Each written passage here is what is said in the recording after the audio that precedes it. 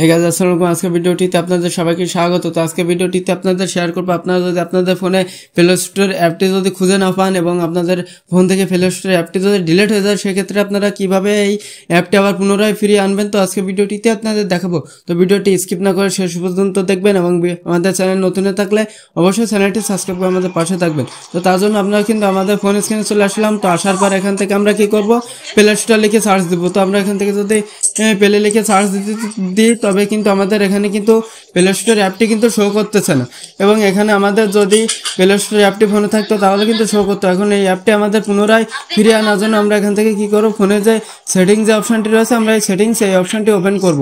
তো এই অপশনটি ওপেন করার পরে এখানে যে অ্যাপ যে অপশনটি রয়েছে 3 নম্বর, তো এই অ্যাপসে ক্লিক দিব। দেওয়ার পরে যে সি অল অ্যাপস নামের একটি অপশন দেখতে পাবেন, তো সি অল অ্যাপস এই অপশনে ক্লিক দিব।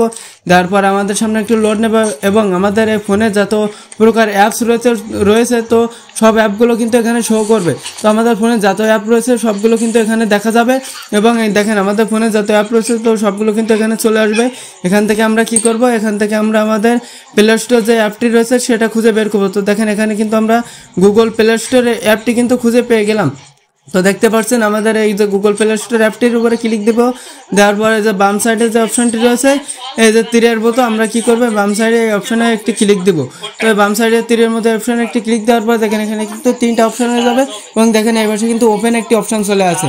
মানে আমাদের এই অ্যাপটি কিন্তু আবারও কিন্তু ফোনে ইনস্টল হয়ে গেল। তো এবারটা যদি আমরা ফোনে যাই যদি এখানে সার্চ করে যদি প্লে লিখে সার্চ করি তাহলে কিন্তু আমাদের প্লে স্টোর অ্যাপটি কিন্তু আমাদের ফোনে কিন্তু চলে আসবে। দেখতে পাচ্ছেন আমাদের ফোনে কিন্তু প্লে স্টোর অ্যাপটি আগে খুঁজে পাওয়া যাচ্ছিল না, এখন কিন্তু আমাদের ফোনে পুনরায় অ্যাপটি কিন্তু আবারও চলে আসলো। তো এভাবে কিন্তু আপনাদের প্লে স্টোর অ্যাপটি যদি হারিয়ে যায় বা ডিলিট হয়ে যায়, এভাবে কিন্তু ফিরিয়ে আনতে পারবেন। তো এই ছিল আমাদের আজকে ভিডিওটি কেমন হলো কমেন্টে জানিয়ে যাবেন। আমাদের চ্যানেল নতুন থাকলে অবশ্যই চ্যানেলটি সাবস্ক্রাইব করে আমাদের পাশে থাকবেন।